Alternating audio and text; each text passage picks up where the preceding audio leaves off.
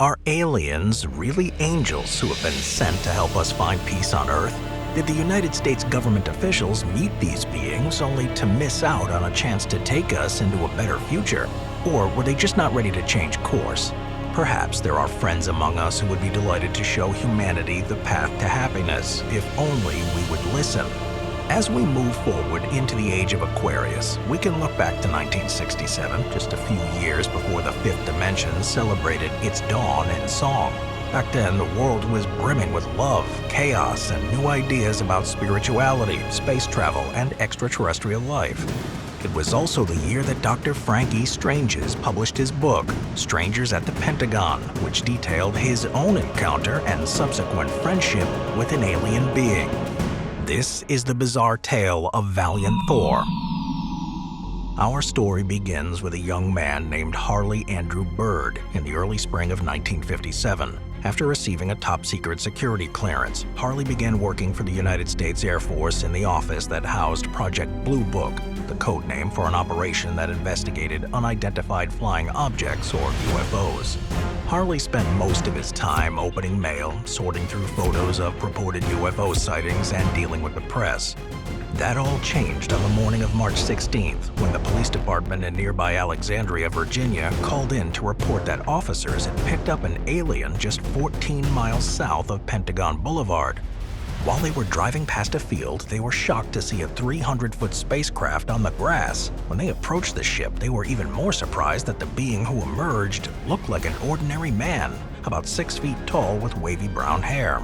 What set him apart from the Earthlings was his shimmering spacesuit made from an air-spun cloth that glittered like sunshine. The officers experienced another shock when the alien greeted them in English. He asked them to take him to see the president, and they did. They dropped him off at the Pentagon, and shortly thereafter, the Secretary of Defense escorted him to the White House to meet with President Dwight Eisenhower and Vice President Richard Nixon. While the commanding officer on duty at Project Blue Book reported the landing, high-ranking military officials from the Department of Defense, Central Intelligence Agency, National Security Agency, and the Federal Bureau of Investigation discussed next steps with the president's cabinet. Word of the meeting soon spread through the Pentagon, and an employee named Nancy Warren hatched a plan to tell the world about the arrival of this space emissary, whose name was Valiant Thor. When Valiant Thor arrived at the White House, he was on a single-minded mission to share a message of goodwill with the leaders of the free world. Despite an intense security presence at the Pentagon, Valiant seemed to have a supernatural ability to integrate himself with the staff, radiating positivity through his bright smile, steady presence, and easygoing charm. When it came to dealing with the armed guards and Secret Service agents surrounding him, he showed no fear whatsoever, nor did he hesitate to approach the president and shake his hand when they met face to face. Although the president declined Valiant's invitation to visit his ship, he and the vice president invited him to chat and asked him if he knew anything about alien activity that had been reported in years past. Valiant told them that the Earth had been under surveillance by extraterrestrial beings who had been keeping an eye on the planet for hundreds of years. The beings had planned to keep a low profile, but when humans detonated an atomic bomb in 1945, they decided it was time to make contact. Soon, the president invited Valiant Thor to go back to the Pentagon with the Secret Service. He was given a furnished apartment so he could stay in town and remain in close contact with government officials as he continued his mission. Valiant spent the next 3 years in Washington while he kept in touch with his ship and his crew. According to reports, he was never a prisoner, as he could teleport out of the apartment at any time. Among other amazing abilities, he could also use a power called transimagery to create a virtual photographic ID badge that allowed him to come and go as he pleased. By April 1957, Valiant Thor, or Val, had been invited to meet with a group of American UFO researchers at Howard Monger's home in High Bridge, New Jersey.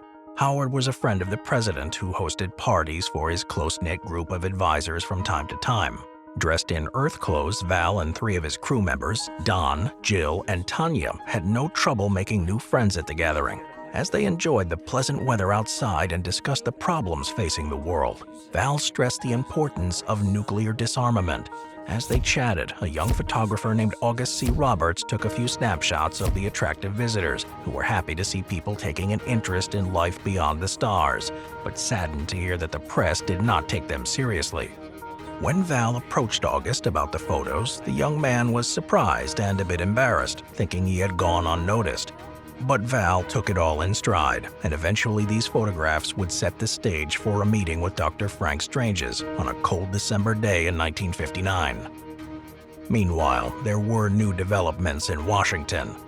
Val revealed that the Interplanetary High Council and his home planet of Venus had sent him to offer support and technology that would change life on Earth as we know it, with the potential to cure disease, end world hunger, and bring about lasting peace. Unfortunately, the president and his advisors were concerned that such news could shock the economy of the United States and worried that people would not be able to handle a sudden change. Still, he was diplomatic enough to invite Val to assist the scientists who would soon be part of the newly created space program, which would be introduced to the world as NASA in July. Eisenhower gave Val 3 years to convince the leaders of the United States to open their minds and hearts.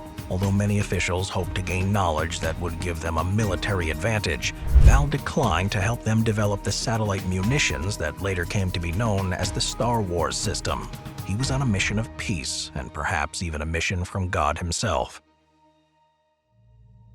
As Val worked to build a relationship, earn the trust of the government, and convince the powers that be of his good intentions, Dr. Frank Strange's was on his own mission of exploration. As a researcher, theologian, and believer in UFOs, he has been interested in flying saucers since seminary school.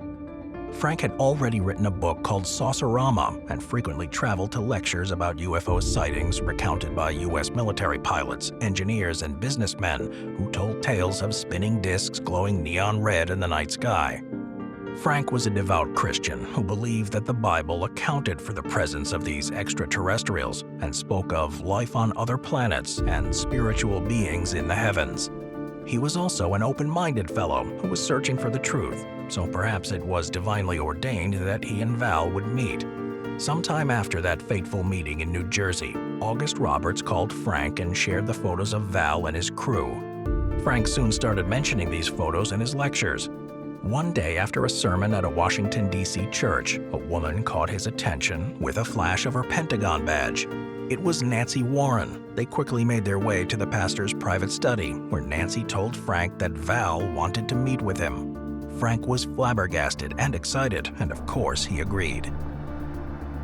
The next morning, Nancy drove Frank to the Pentagon. When they arrived, she somehow managed to get him through security unnoticed.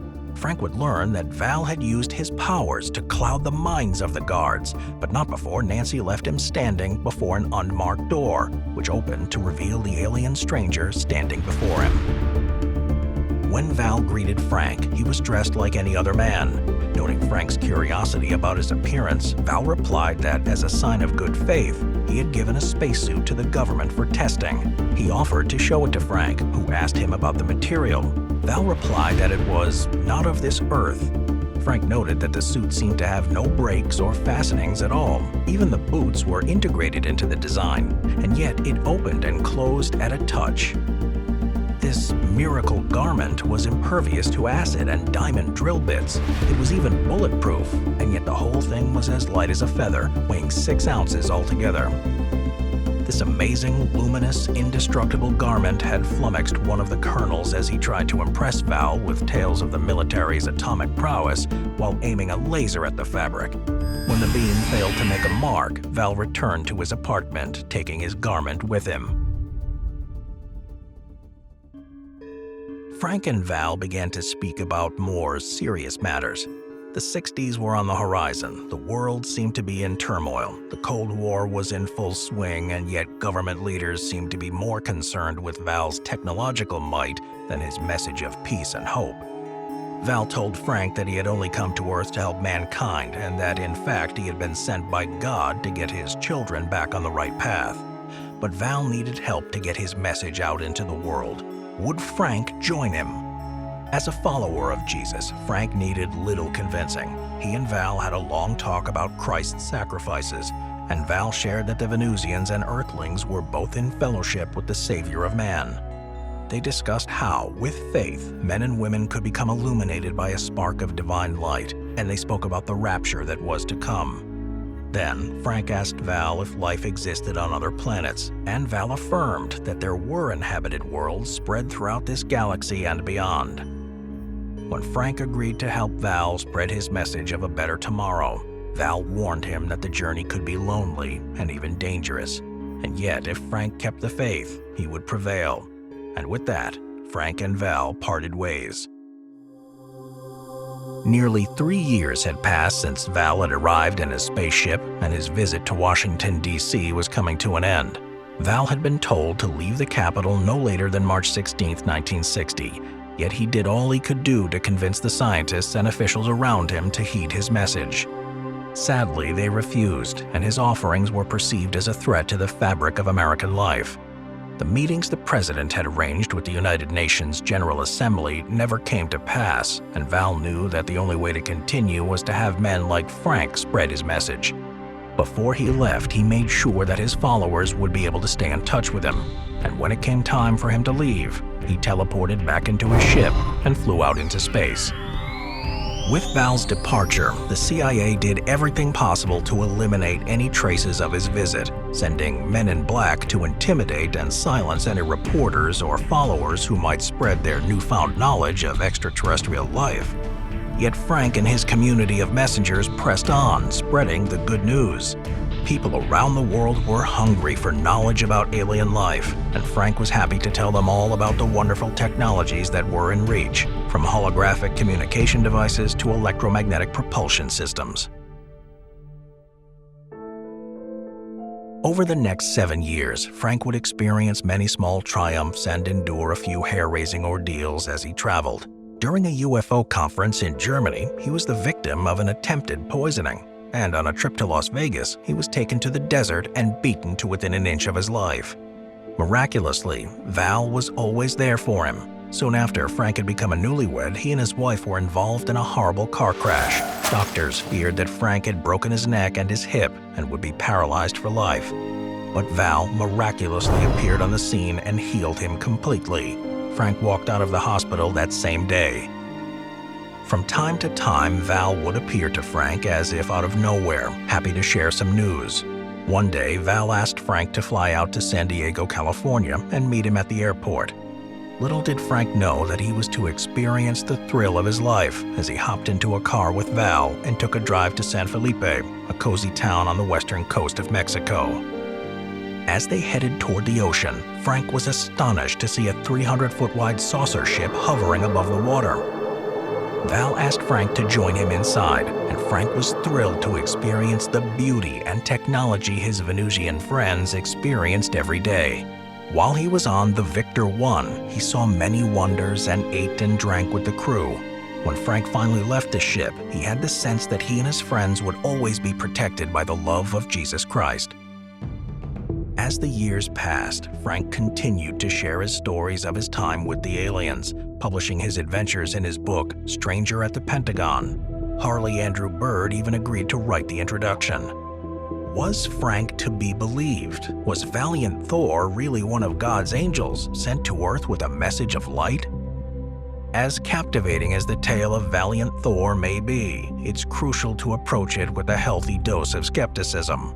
While the accounts of his alleged visit to Earth, his interactions with government officials, and his insights into humanity's future may sound intriguing, they lack substantial evidence to support their veracity.